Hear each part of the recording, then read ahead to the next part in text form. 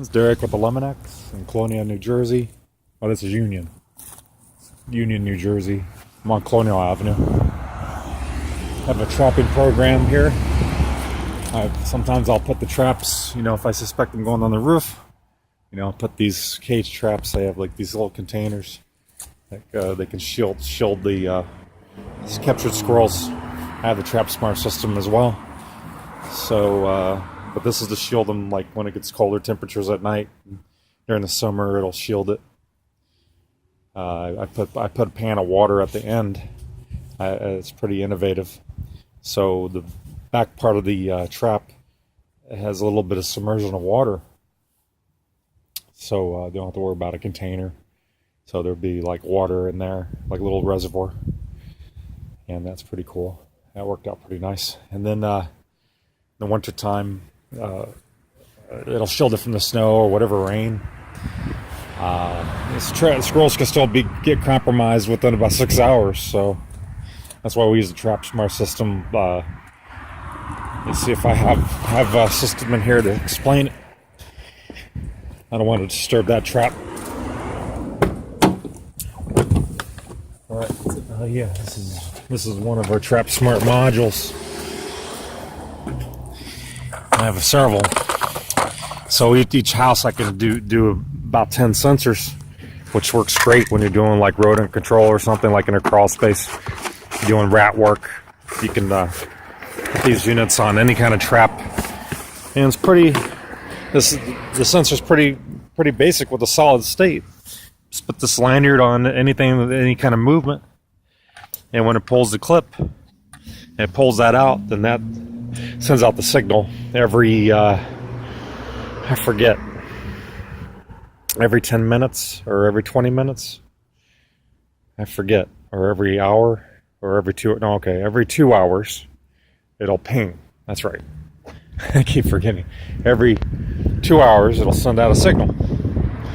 So with the head unit that's on the property that I have hidden, sometimes I put it on the roof. Sometimes in multifamilies that I don't want to get lost or stolen, I'll put it up on the roof, and I make sure everything's calibrated so it's going directly to my cell phone and also to my email. So if there's any compromises with any one or the other, I'll still get notified, and I'll know that particular property has a trigger trap. It doesn't say exactly which one. It just means it doesn't matter which one. Just go out there and take care of that. We'll rescue that animal. So that's. We're about one out of 8 companies that use this system. I use the videos to actively, we don't make any money, recruiting others, but I mean, it's one of a kind system, and it does work.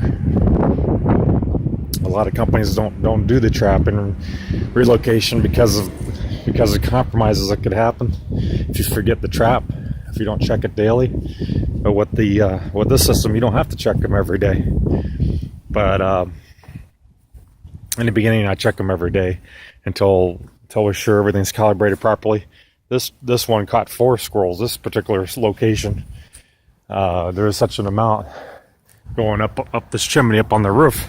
So we're just trapping whatever we can. It's hard to target which exact squirrels going up into the attic, and we can't.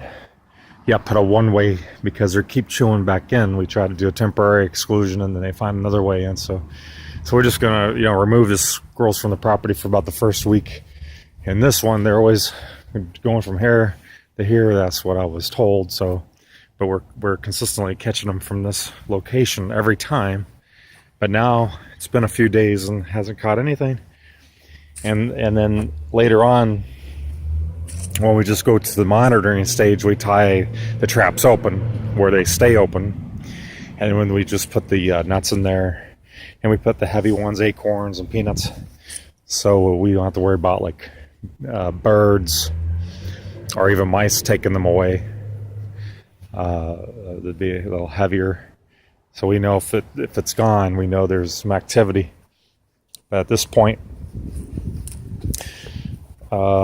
next time I come, we're going to tie that one open. We caught one here. I never caught one here this whole time that I was here this week. I caught 2 in the front and 4 in the back. And this is the first time this has ever got caught. But what happened was I tied this open because it was going to snow on Sunday. So I had these traps disabled. And because we weren't sure if we were going to come. They were talking about a foot of snow. We didn't know. So I had the traps disabled and tied open. And when I came back on Monday, this one had activity. Peanuts and stuff were missing. So I made sure to put some fresh bait in here. And I already disengaged the trap smarts already. And this one's quite lively. Hello, buddy. So he's going to go for a ride at the end of the township. There's heavily restricted regulations on how you deal with relocating these critters. I'm going to take this one to an appropriate place ordained by Fish and Wildlife to do a release on this one. If the house had already had repair, the house was already sealed up, I could just release it back onto the property. But right now, the house is vulnerable, and this is most likely a target squirrel we need to capture. After a couple days, I'm going to talk with the homeowners to just find out if they hear any more activity, and then we'll put the if they don't hear anything in the attic anymore at this time, then we'll just make the traps into monitoring devices without doing any trapping. And we'll take the trap smart systems off, and so we can use them for another property. And then come back every few days to see if there's anything eaten out of those traps. And if it's all good, then we'll go ahead and seal up those holes permanently. And then reduce it down to 1 monitor. And then that should be about it. It is a process. Your average wildlife removal from an attic space, it really is between 10 and 15 stops. 10 and 15 trips to the property. People, how much does it cost? I was like, well, I already know the property. I'm going to have to make 12 to 15 trips to that property from start to finish, not counting the initial inspection. So, when people haggle on price, we have a pretty fixed rate where we break even on some and then we make some on the other. And the only time we really make a profit at all to run our business is if we do the repair. So where we make our money on is a quality repair and give our warranty. Warranty covers if something breached the property again. And that's where we would lose money. But we do everything right, where the house isn't under any present threat.